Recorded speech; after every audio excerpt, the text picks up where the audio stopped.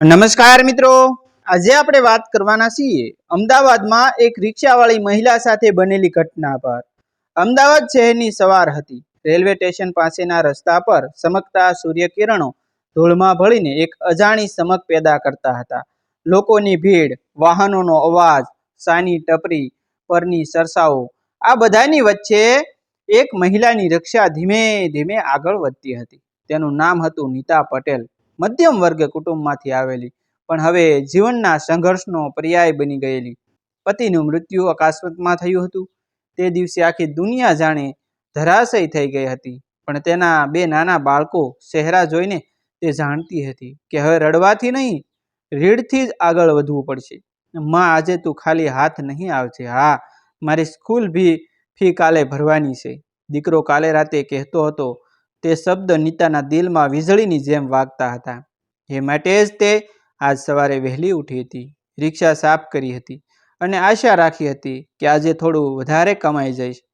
સવારના 9 વાગ્યાના ટાણે નીતાને રેલવે સ્ટેશન પાસે એક કોલેજિયન યુવતી મળી।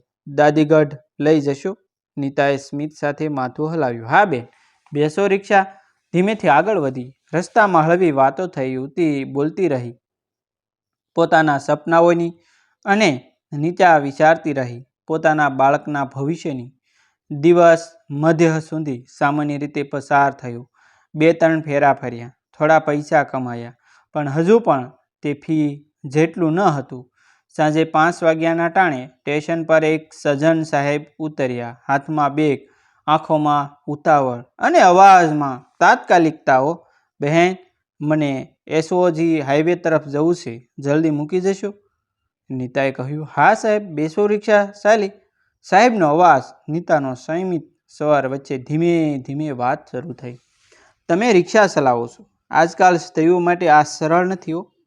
નીતાએ હળવેથી હસીને કહ્યું, સાહેબ, જીવન ક્યારેય સહેલું હોય જ છે। મારી પાસે વિકલ્પ નહોતો, પતિ નથી, 2 બાળકો છે, તેમને ભણાવવાનો ઈરાદો રાખ્યો છે, એ માટે જ હું આ રિક્ષા મારી સાથી છે। સાહેબ થોડી ક્ષણ ચૂપ રહી ગયા હો, પછી ધીમેથી બોલ્યા કે તમારી જેમ સ્ત્રીઓ સમાજ માટે પ્રેરણા છે। નીતાનું મન ભરી આવ્યું, પણ એણે આંખો પાંખી નહીં, કારણ કે હવે આંખોમાંથી આંસુ નહીં, સપના વહેવા જોઈએ। જેમ એસઓજી હાઈવે પહોંચ્યું, સાહેબ ઉતાવળમાં નીચે ઉતર્યા, બેગ ઉઠાવી, ફટાફટ બોલ્યા, આ રહ્યું તમારું ભાડું બહેન, થેન્ક યુ। રિક્ષા ફરી પાછી વળી। થોડું અંતર કાપીને નીતાએ પાછળ જોયું। સીટ પર એક કાળો કવર પડેલો। તે ખોલ્યું તો અંદર 40,000 રૂપિયા। તેના હાથ કંપી ઉઠ્યા। મગજમાં તરત 2 અવાજ આવ્યા। એક કહેતો કે આ ભગવાને મોકલેલા પૈસા છે, બાળકો માટે ઉપયોગ કર।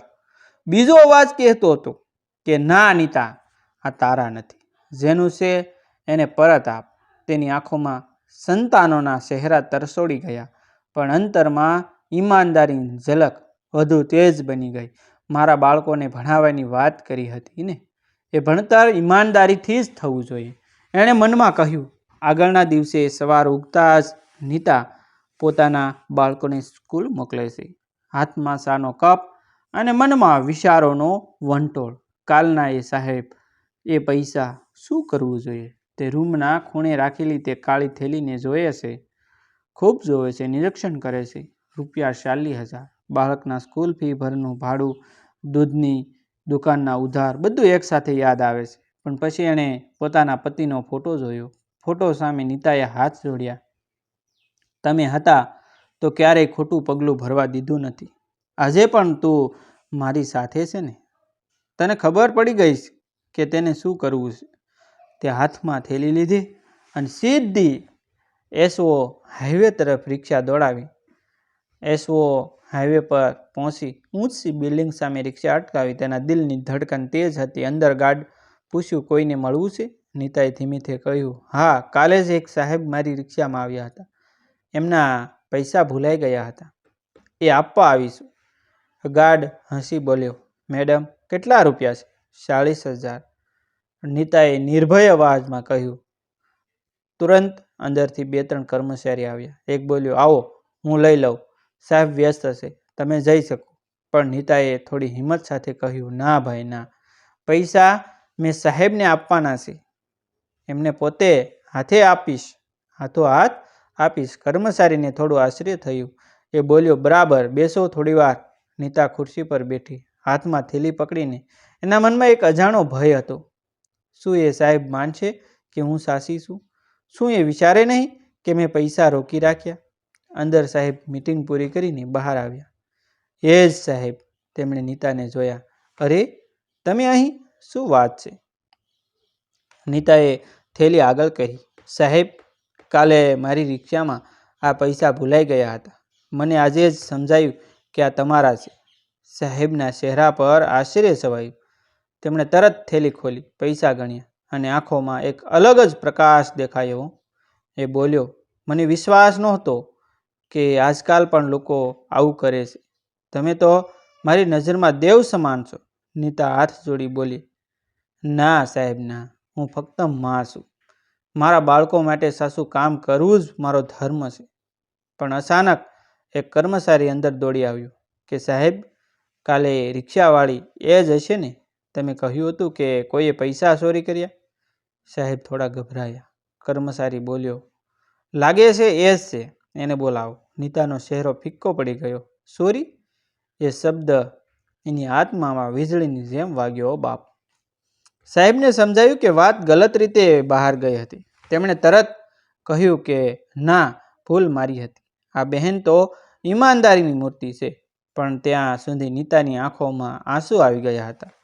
એ ધીમેથી બોલી કે સાહેબ, દુનિયા જેટલી ગરીબ બતાવે છે ને, મને એટલી હું નથી. મારી પાસે માન છે, ઈમાન છે, ઈમાનદારી છે. એ હું ક્યારેય ગુમાવતી નથી. સાહેબ એના પગે હાથ મૂકીને માફી માંગવા લાગ્યા. બહેન, મારી ભૂલ હતી. તમારા જેવા લોકો આ દુનિયામાં ઈમાનદારી જીવંત રાખે છે. ઓફિસમાં હાજર બધા કર્મચારી પણ ચકિત થઈ ગયા. એ પળે નીતાની આંખોમાં આંસુ હતા. પણ એ આંસુ દુઃખના નહોતા, ગૌરવના હતા. જીવનમાં પૈસા મળીને સુખ નહીં મળે, પણ ઈમાનદારી સાથે જીવવું એ સૌથી મોટું ધન છે. નીતાએ એ દિવસે એ સાબિત કરી દીધું. કેટલા પળો એવા હોય છે જે માણસનું આખું જીવન બદલી નાખે છે.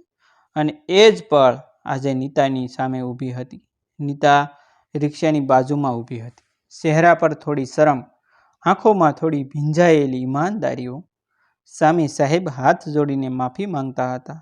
સાહેબ બોલ્યા કે બહેન, હું તમારું શું પ્રતિફળ આપી શકું? આજકાલ લોકો પૈસા માટે ઈમાનદારી ગુમાવી દે છે, પણ તમે તો એ ઈમાનનું જીવંત ઉદાહરણ છો. નીતાએ હળવેથી સ્મિત આપ્યું કે સાહેબ, હું કોઈ પ્રતિફળ નથી માંગતી. મને તો ફક્ત એ શાંતિ જોઈએ કે મારા બાળકોને કહું તમારી માં ખોટું પગલું કદી ભરતી નથી. સાહેબે નીતાનો મોબાઈલ નંબર લીધો. એમણે કહ્યું, એક દિવસ મારા ઓફિસમાં આવી જજો, તમને કંઈ ખાસ કહેવાનું છે. નીતાએ તો હા પણ વધુ વિચાર કર્યા વિના માથું હલાવ્યું. બપોરના કડકડતા સૂરજ નીચે એ પોતાની રિક્ષા લઈને પાછી નીકળી. હવે એના ચહેરા પર થાક નહોતો, ગૌરવ હતું. એ જાણતી હતી કે પૈસા પાછા આપવાથી એના બાળકો માટે ઈમાનદારીનો પાઠ લખાઈ ગયો છે, જે ક્યારેય ભૂલાશે નહીં. 3 દિવસ પછી નીતાનો ફોન વાગ્યો. સાહેબ બોલ્યા કે નીતા બહેન, આજે સમય છે, થોડું આવજો ને આ બાજુ અમારી ઓફિસમાં. નીતાએ બાળકોને સ્કૂલ મૂકીને રિક્ષા સીધી એસઓજી હાઈવે દોડી. તેના દિલમાં ઉત્સુકતા હતી. શા માટે બોલાવ્યા છે?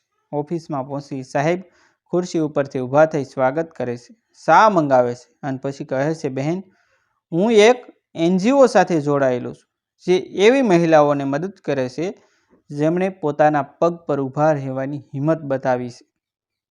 તમારા જેવા લોકોને જ અમે શોધી રહ્યા છીએ. નીતા આશ્ચર્યથી જુએ છે. સાહેબ, હું તો ફક્ત રિક્ષા ચલાવું છું. મારી પાસે ખાસ કંઈ નથી. સાહેબ સ્મિત સાથે બોલે છે, તમારી પાસે સૌથી મોટું ધન છે, સચ્ચાઈ. અમે ઈચ્છીએ છીએ કે તમે અમારા મહિલા તાલીમ કેન્દ્રમાં અન્ય સ્ત્રીઓને શીખવો કે ઈમાનદારી અને મહેનતથી શું મેળવી શકાય.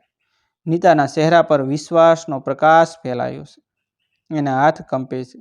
આ શબ્દ એના જીવનનો નવો વળાંક બની જાય છે. સાહેબે એક નાની ચાવી આગળ કરી. આ તમારી નવી ઇલેક્ટ્રિક રિક્ષા છે. કંપની તરફથી તમારી ઈમાનદારી માટે નાનું ભેટ છે. નીતા ચમકી ઉઠ્યો, આંખોમાં ખુશીના આંસુ. સાહેબ, હું લાયક નથી આની. લાયક તો તમે સૌથી વધુ છો બેન, સાહેબ બોલ્યા, કારણ કે તમારું હૃદય સૌથી સ્વચ્છ છે. એ પળે નીતાના હાથમાં ચાવી નહોતી, એના સપનાઓની કુંજ હતી. તે જાણતી હતી કે હવે એ રિક્ષા ફક્ત વાહન નહીં, એની જિંદગીની નવી શરૂઆત છે. નીતા રસ્તે ચાલતી હતી, પવનમાં એની સાડી ઉડતી હતી, આંખોમાં ચમક હતી. રિક્ષામાં બેઠા બેઠા એ વિચારે છે કે મારા બાળકોને હવે હું શું કહું, કે ઈમાનદારીનું ફળ ક્યારેય ખોટું નથી થતું. જ્યારે એ ઘેર પહોંચી, બંને બાળકો દરવાજે દોડી આવ્યા. માં, તું તો નવી રિક્ષા લઈને આવી? નીતા હસીને બોલી, હા બેટા, હા, આ તારી મા માટે ભગવાને મોકલી છે.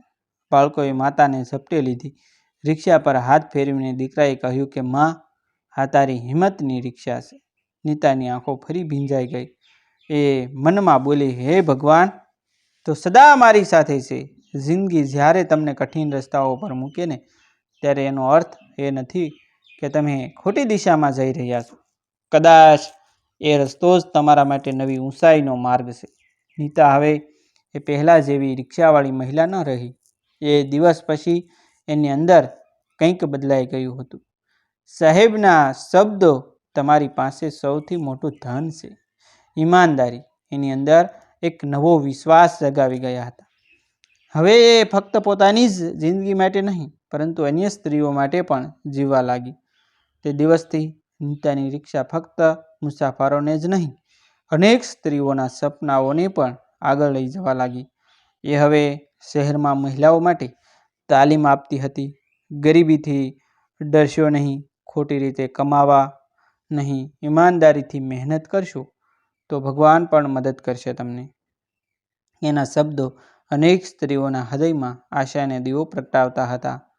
નીતાએ પોતાના બાળકોને ભણાવવાનું ચાલુ રાખ્યું, ઘર ચલાવ્યું અને સાથે સાથે અન્ય સ્ત્રીઓને જીવવાની નવી દિશા પણ આપી હતી. એ હવે રિક્ષા ચલાવતી સ્ત્રી નહોતી, એક એવી પ્રેરણા બની ગઈ હતી. સમય ધીમે ધીમે આગળ વધતો ગયો. નીતાના બાળકો હવે શાળામાં ખૂબ સારું કરતા હતા. દીકરો સ્કૂલમાં પ્રથમ આવ્યો. દીકરીને શિક્ષિકાએ કહ્યું કે તમારી મા તો હીરો છે. એ સાંભળી દીકરીએ ગર્વથી જવાબ આપ્યો કે હા, મારી મા દુનિયામાં સૌથી સાચી સ્ત્રી છે. નીતાના હૃદયમાં એ શબ્દ વીજળીની જેમ વાગ્યા. ખુશીના ચમક સાથે તેને લાગ્યું કે જીવનમાં જે ગુમાવ્યું હતું ને, એ બધું ધીમે ધીમે પાછું મળી ગયું છે. એણે નક્કી કર્યું કે હવે પોતાના નાના ઘરનું સ્વપ્ન પૂરું કરવું છે. રોજની કમાણીથી થોડું થોડું બચાવી રહી. સાહેબ પણ વારંવાર મદદ કરતા, ક્યારેક સલાહ આપતા, ક્યારેક પ્રોત્સાહન. આખરે ઘણા મહિનાઓ પછી એ દિવસ આવ્યો જ્યારે નીતાએ પોતાના ઘરની ચાવી હાથમાં લીધી. એ ઘર મોટું નહોતું, પણ એના માટે સ્વર્ગ જેવું હતું. દિવાલો પર બાળકોએ રંગબેરંગી હાથના છાપા કર્યા અને દરવાજા ઉપર નીતાએ નાનકડી પાટિયા લગાવી. માનનો મકાન, ઈમાનથી બાંધેલું ઘર. એણે કહ્યું કે આ ઘર પૈસાથી નથી બન્યું, એ ઈમાનદારીથી બન્યું છે. આજે એ ઘર સામે બેસીને નીતાએ ચા પીતી હતી. એના બાળકો બાજુમાં રમતા હતા. એણે આકાશ તરફ જોયું અને ધીમેથી કહ્યું કે પિતાજી, આજે તમારા સ્વપ્નો પૂરા થયા. તમારા બાળકો ભણે છે અને પતિજી, આજે તમારા સ્વપ્ન પૂરા થયા. તમારા બાળકો ભણે છે અને તમારી નીતા હવે કોઈની મદદથી નહીં, પોતાના હિંમતથી જીવે છે. પવન હળવો ફૂંકાયો, સાડીનો પલ્લુ ઉડ્યો અને એવું લાગ્યું કે આકાશ પણ એનો આશીર્વાદ આપી રહ્યું છે.